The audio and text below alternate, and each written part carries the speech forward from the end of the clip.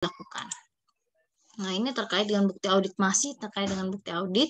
Cakupan bukti audit itu informasi yang terkandung dalam catatan akuntansi yang mendasarkan laporan keuangan maupun informasi lainnya. Nah, lalu ketepatan dan kecukupan bukti. Ketepatan itu bukti audit dianggap tepat itu berkaitan dengan kualitas bukti auditnya.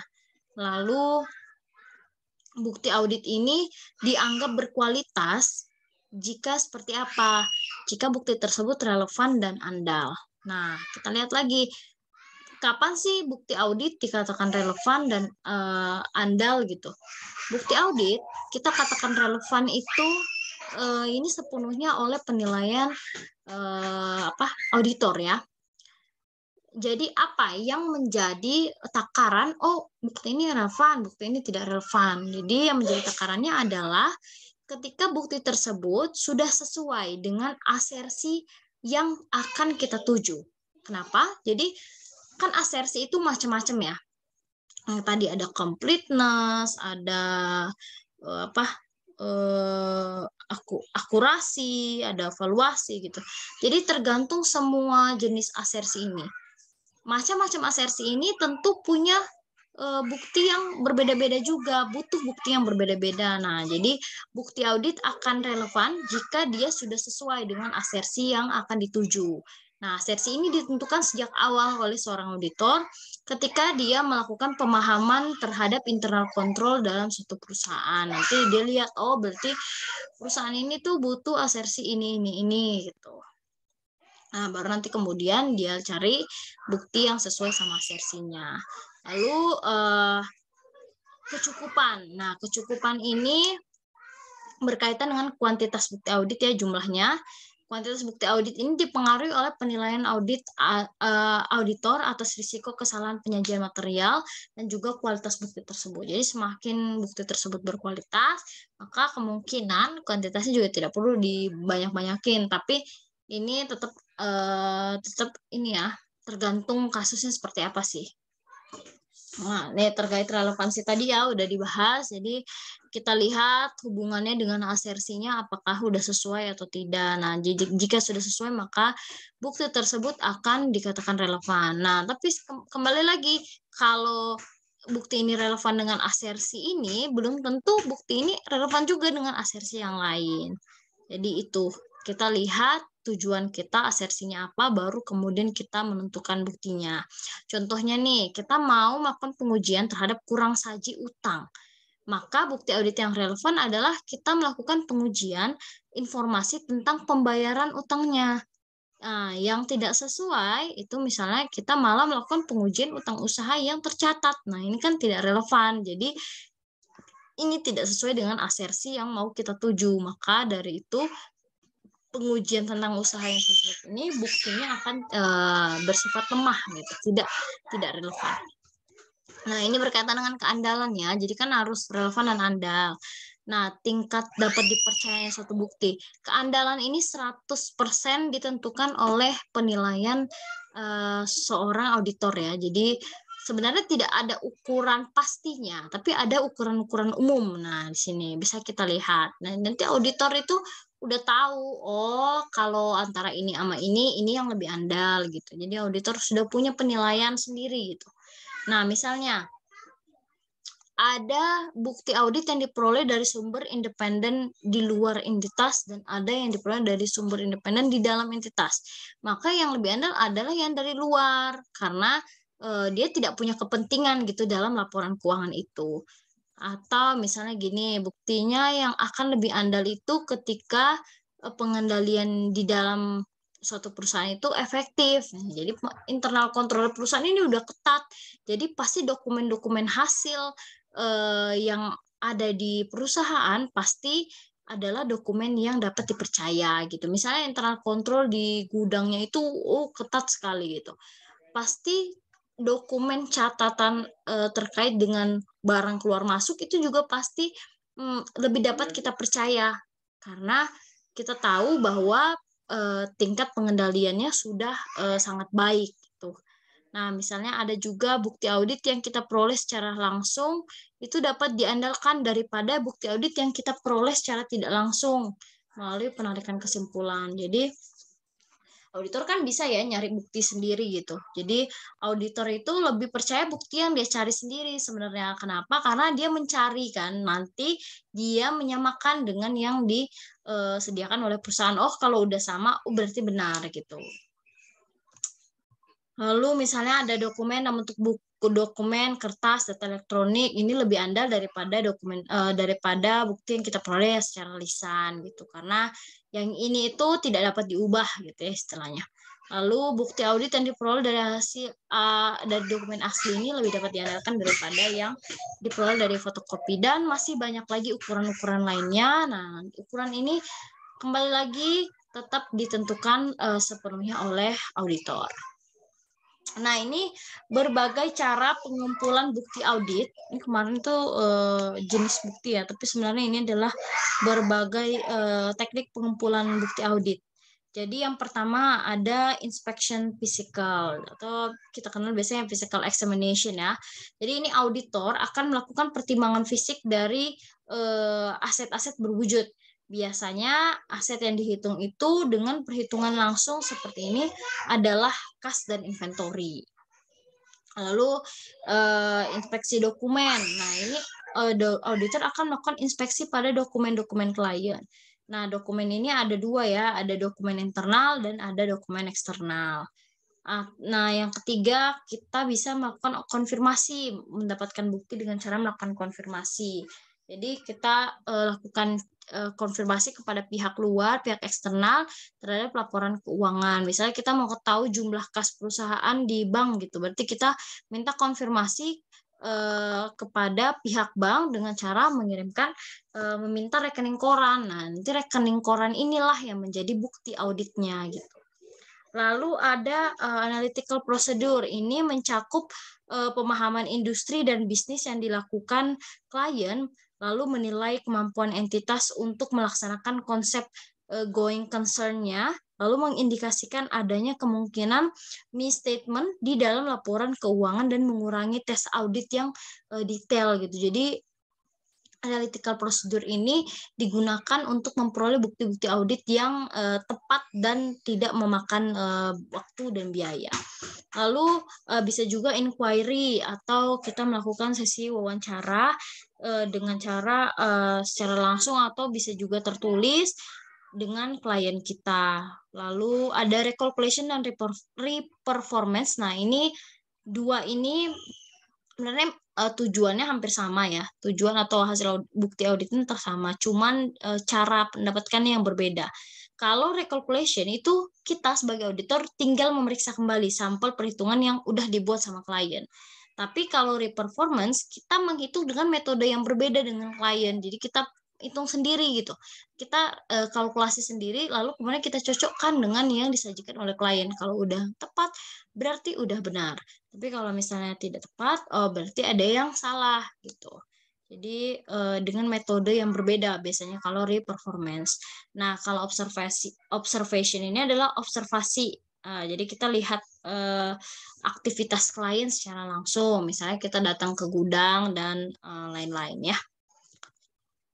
Lalu ada pengendalian internal. Nah, pengendalian internal ini yang udah kita bahas tadi ya. Jadi pengendalian internal itu penting untuk menentukan apakah perusahaan ini pengendalian internal udah bagus atau tidak. Kalau semakin bagus, berarti perusahaan ini laporan keuangan ekspektasi kita ya semakin baik berarti. Dan kemudian dokumen-dokumen bukti yang disajikan juga pasti semakin baik gitu kan.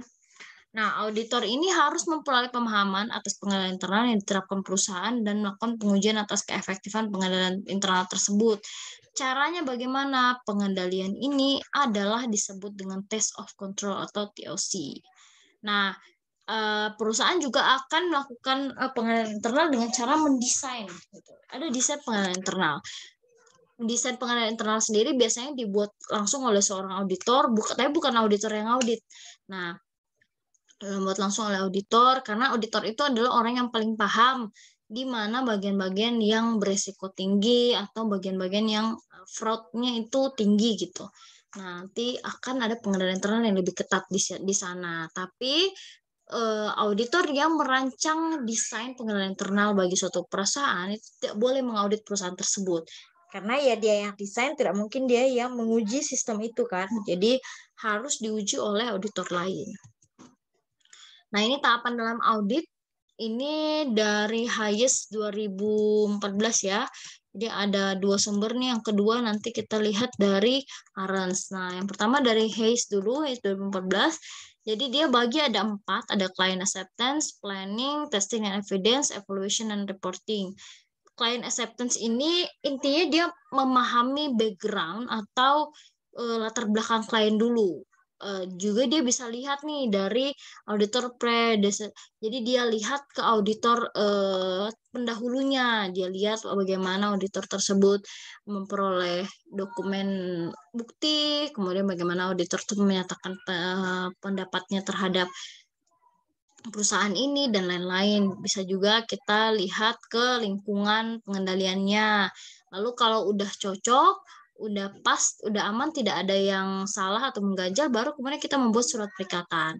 Nah, di fase kedua, di fase planning, ini kita akan memahami lebih dalam terkait dengan proses bisnis klien, menilai risikonya, materialitasnya, lalu akhirnya kita akan membuat planning atau perencanaan prosedur audit yang akan kita terapkan dalam mengaudit perusahaan ini.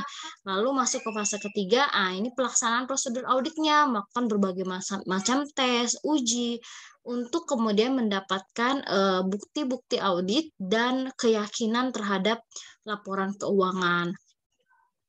Lalu fase keempat, nah dari semuanya ini kemudian auditor akan membuat kesimpulan, menarik suatu kesimpulan berupa basis opini yang nantinya akan dia tuangkan ke dalam audit report. Ini menurut Hayes. Nah, menurut Arens sebenarnya sama aja, cuman fasenya itu beda pembagian fasenya aja sih. Nah, kalau fase 1 si Arens ini plan dan desain dijadiin satu. Kalau di Hayes tadi kan plan dan desain itu dibagi jadi 2 ya. Di sini plannya, di sini desainnya gitu. Kalau di Hayes itu dijadiin satu. Lalu di tahap kedua itu sudah melakukan pemahaman terhadap proses bisnis, lalu melakukan uji substantif terhadap klien. Lalu fase ketiga baru dia melakukan analytical prosedur dan berbagai tes terhadap saldo. Dan yang terakhir ya sama aja dengan Hayes, dia melakukan complete auditnya, lalu menarik basis opini, lalu menyuangkan ke dalam audit report. Jadi ini kalau di Hayes tadi yang perform test of control sampai ke mengecek detail balance ini dijadiin satu bagian di fase ketiga ya tadi. Tapi kalau di Arens dia dibagi menjadi 2, ini fase 2, ini fase 3. Tapi intinya sama aja sih, mirip-mirip. Nah, ini sumbernya dari Atlas ya. Kita lihat. Jadi ini yang udah dimodifikasi. Jadi intinya tahapan audit ini secara garis besar seperti ini. Di praperikatan kita akan melakukan analisis penerimaan hubungan sebelum kita menerima perikat atau membuat perikatan dengan klien, kita harus analisis dulu apakah apakah kita bisa membuat perikatan dengan klien. Kita lakukan analisis kompetensi, analisis sumber daya, analisis alokasi jam jasa. Baru kemudian kalau udah yakin, kita akan buat surat perikatan. Nanti setelah surat perikatan kita buat dengan klien, kita akan membuat pernyataan independensi, artinya kita adalah auditor independen yang tidak akan terpengaruh gitu dalam mengaudit. Lalu nanti akan keluar surat tugas untuk kita dan kita akan melakukan komunikasi praperikatan. Nah, lalu di bagian risk assessment, ini bagian yang paling besar ya kalau di sini. Jadi, ini kita akan melakukan pemahaman entitas, kemudian kita melakukan analytical procedure, kita menentukan materialitas juga. Untuk apa? Untuk mengetahui fraud risk, inherent risk, significant risk, control risk. Intinya semua risiko-risiko kesalahan yang mungkin saja terjadi di perusahaan ini. Kemudian kalau kita udah tahu risikonya, kita kasih tahu ke pihak klien, ini loh risiko-risiko di perusahaan Anda gitu. Lalu nanti sudah tahu risiko dan udah tahu juga bagaimana proses bisnis klien, kita baru kemudian menyusun audit planning memorandum atau menyusun planning audit kita tuh prosedurnya mau gimana gitu. Nah, nanti baru kemudian sudah kita buat planning, kita lalu melakukan pengujian. Nah, di sini kita mengumpulkan berbagai macam bukti, kemudian melihat kewajaran suatu transaksi, apakah sudah sesuai dengan peristiwa ekonomi yang benar-benar terjadi. Nah, nanti penyelesaiannya kita akan akumulasikan semua ini dari awal sampai akhir, kita lihat apakah sudah sesuai atau tidak, lalu kemudian akhirnya kita menarik basis opini dan kita akan issue audit report, membuat laporan laporan audit, laporan hasil audit. Nah, ini ya, ini yang penjelasan yang tadi tahapan audit ya, ada 4 ya. Lalu jenis pengujiannya tadi udah dijelasin juga. Nah, ini pengujian terhadap pengendalian. Nah, ini yang tadi internal control. Jadi ada perusahaan yang punya internal control, ada yang didesain internal controlnya ada, tapi ada juga yang tidak ada. Ada juga yang pakai aplikasi, ada juga yang tidak ada. Jadi tergantung perusahaannya apa. Nah, ini ini aspek yang diuji terkait dengan internal control. Kita lihat apakah ada pemisahan fungsi tugas, apakah ada otorisasi atau peraturan di dalamnya, apakah sudah cukup dan lengkap dokumen, apakah perusahaan ini melakukan penomoran dokumen untuk menghindari kecurangan, atau apakah pencatatannya sudah tepat, dan lain-lain. Ini berbagai macam aspek ya, ada banyak. Nah, ini pengujian substantif, udah kita bahas juga ya. Jadi intinya pengujian substantif itu dilakukan untuk mengecek saldo di dalam suatu laporan keuangan.